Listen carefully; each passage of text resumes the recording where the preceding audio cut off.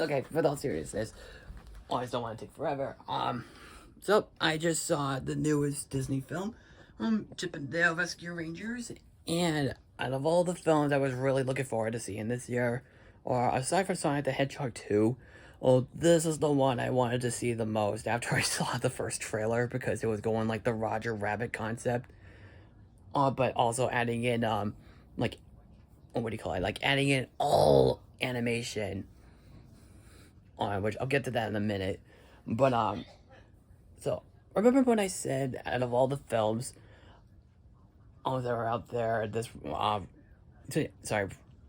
Remember when I said about Ralph Breaks the Internet? I thought it was like the closest thing to being a Roger Rabbit sequel. Myself and pretty much everyone agrees that this seems like a follow up to that film, like the true closest, especially when it's like live action combining with any form of animation. And by God, it is.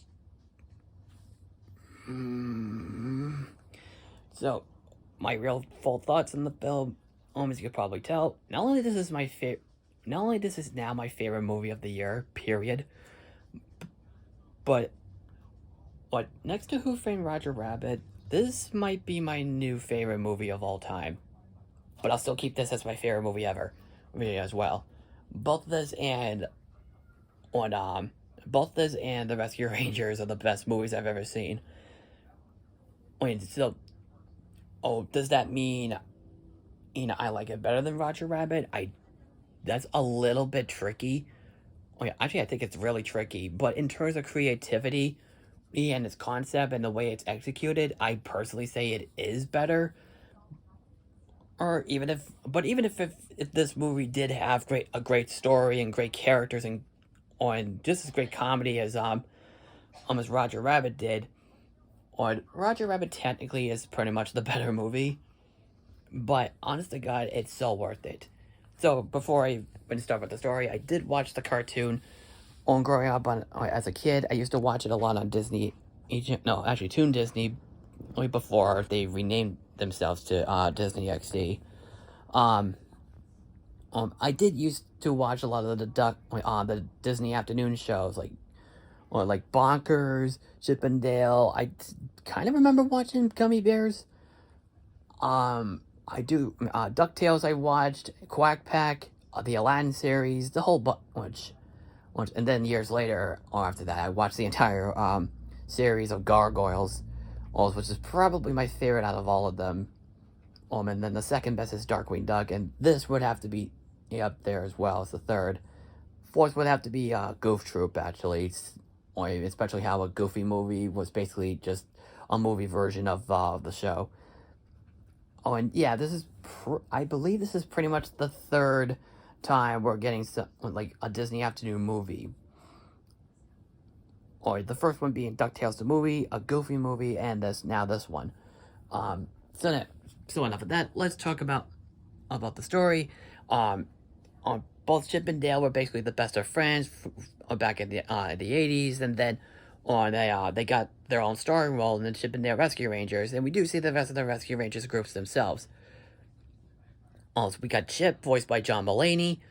In the original cartoon, he was voiced by Helen Nurse herself, Tress MacNeille, but also does the voice of but actually is still actually does the voice of Gadget in this movie as well, even how she did her voice in the cartoon. And and what do you call it? Dale is voiced by Andy Samberg.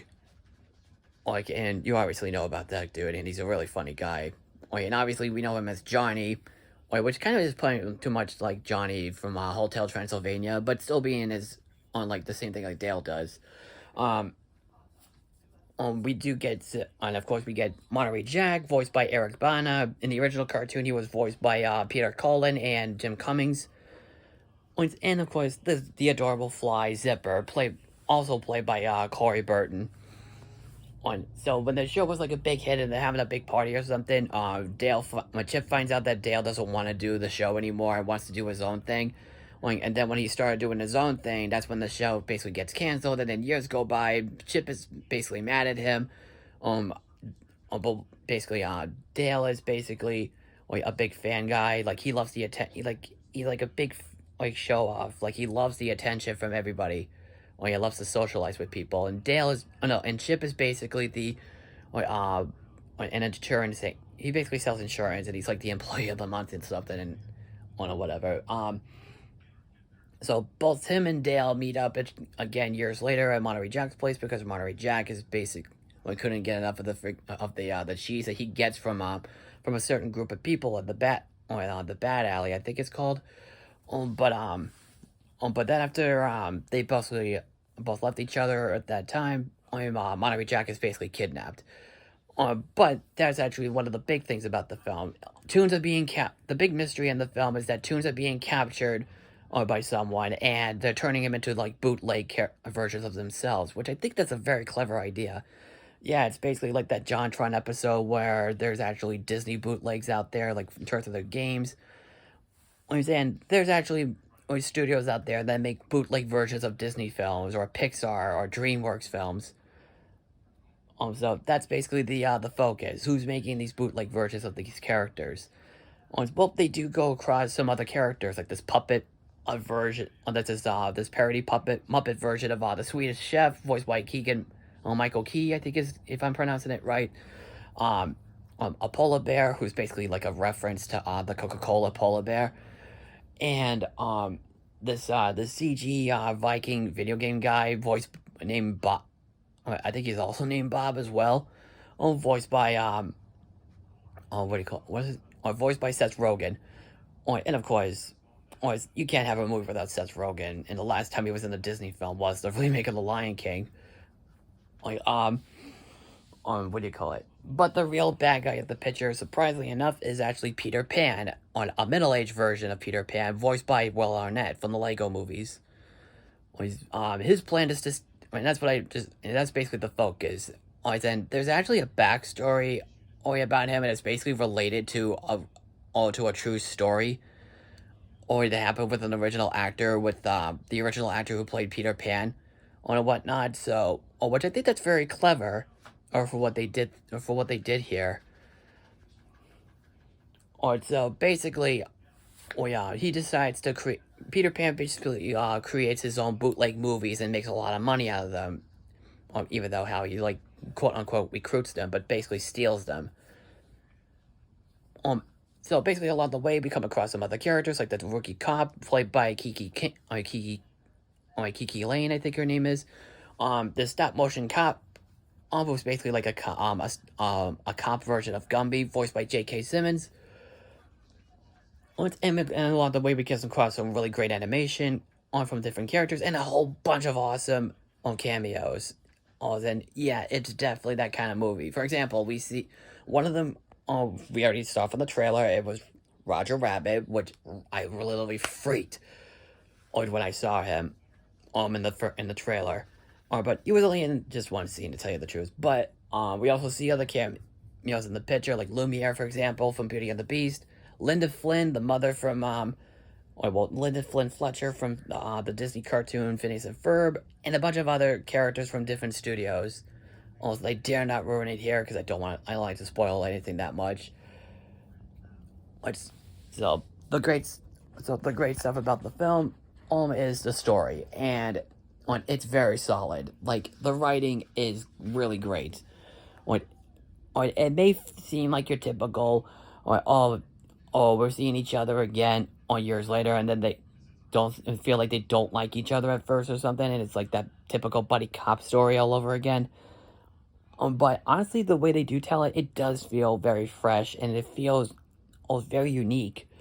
And to do it for a Chip and Dale movie, it is kind of odd, but the way they do tell it, it feels very fresh. There is actually really some dark moments in this movie, and like I said, a couple of nods to Roger Rabbit as well. What do you call it? The blending of live action and animation is really great. It is up there with Roger Rabbit. The animation alone is really good on the other characters. The animation on both on the Rescue Rangers is pretty much trying to be like Spider-Man into the Spider-Verse, which I kind of really honestly wish they did hire some other Disney animators to like make them fully 2D. But they do look good though. What do you call it? On I will admit I was kind of against that. I was actually I was sorry. I was pretty much against the idea that they made him talk adult or something, but particularly at Chip and Dale. But when I heard that they actually use it for the show, that's where I'm like, it's cool, I'll buy it. And then I was actually really against that Dale was going to be all CG, but they did say that he had the CGI surgery, and they show a machine that does create like different types of animation or whatever, like animation styles. I'm like, okay, that really is cool, I'll buy it. And for Peter Pan, I was actually kind of against that because I'm like, oh no, are really doing this? Did that happen in the live action Scooby Doo movie, with Scrappy Doo being the villain, which did not make any sense, ugh. But surprisingly, here there's a backstory on why, he is acting this way, and I was really shocked, too. And for what I've heard, it is tied in for. It is basically because of the original actor who played Peter Pan in the original Peter Pan movie. We basically basically a big controversy with the actor and whatnot. And if you do read online, and you could probably get a glimpse of that. And they try to like tell the or do the similar thing here as well. Um, if if I did have any nitpicks with the film, is that while Chip and Dale are in the majority of the film, which I know the title is called Chip and Dale, but it's also called Chip and Dale Rescue Rangers. You would probably expect that the rest of the Rescue Rangers would be in this movie more and more, like Monterey Jack, Zipper, and Gadget. But when first you see him, Monterey Jack in the beginning, and you see him at the very very end. You see Gadget and Zipper in the beginning, but you don't see them until nearly like over an hour in, like until the last third of the film and before the climax. I mean, this is like an hour and a half movie though, to let you guys know. It's like 95, 96 minutes. It's a whatnot. So, which I kind of wish the film was a little longer than that. But I kind of, yeah. I kind of thought it would be like a little bit longer than that, like 2 hours long, like Space Jam: A New Legacy. But well, what am I kidding? When studios have to make their decisions. But so it is pretty cool that we hear, Trace McNeil do the voice of Gadget again, and have of her do the voice of both Chip and Dale once in a while. Well, you probably know what I'm trying to talk about, but it is really cool. Well, that she returned to do the voice, and Corey Burton came in to do the voice of Zipper, but then he actually has a straight up a regular voice. It's doing like yeah, yeah, yeah, yeah, yeah. But then he actually talks like this: "Yo, what's going on? Yo, what's going on, Dale?" And I believe it's done by the same guy who did the Allstate commercials. Are you in good hands? I believe that's the exact same dude. If I'm right, and I think he was also in Sinbad: Legend of the Seven Seas. And so honestly, that is my one gripe with the film. Oh man, the animation on Chip and Dale could be done just a little bit better. And the rest of the game could be done just a little bit better. But everything else in the film, it's truly right up there with Who Framed Roger Rabbit. I couldn't believe how awesome this movie truly was. So yeah, this is the best Disney Plus movie since Godmothered. It is the since Godmothered and on Luca, and this is probably what do you call it? Probably my next favorite movie up to with Who Framed Roger Rabbit. Alright, so I honestly say I do hope they kind of make a sequel to this, because I'd love to see more another movie from with these characters and actually have them be together or whatnot. So, and to tell you, actually, no, I can't spoil it here, because otherwise, I can't spoil it. I spoil this one thing though, but it's something to do with Zipper and Gadget, and I don't want to spoil it here, but it's actually really cute. So, overall, if you haven't seen the movie yet, please go watch it. It is truly worth your time. You gotta see it. If you're a fan of Roger Rabbit, if you're a fan of cartoons, this is the film for you to check out. Or even if you're a fan of Andy Samberg and The Lonely Island, on which I never really seen the Lonely Island stuff, but I have heard a lot of good things that they were actually really funny people. Oh, but definitely see the movie. It is so worth your time. You're gonna get your money's worth. It is laugh out loud hilarious, and is the kind of movie I've always wanted to see for a very long time. If they don't release this on Blu-ray, I'm gonna be pissed. But well, basically, it is the film I would like to own on Blu-ray. But if it is gonna be straight up on Disney Plus, that's totally fine. But this is definitely a film I could watch again later on. So, if you have seen the film, what did you think? Comment below. Follow me on Twitter, Facebook, and Instagram. And I'm Justin the Bostonian Critic. And I will see you later. Take care.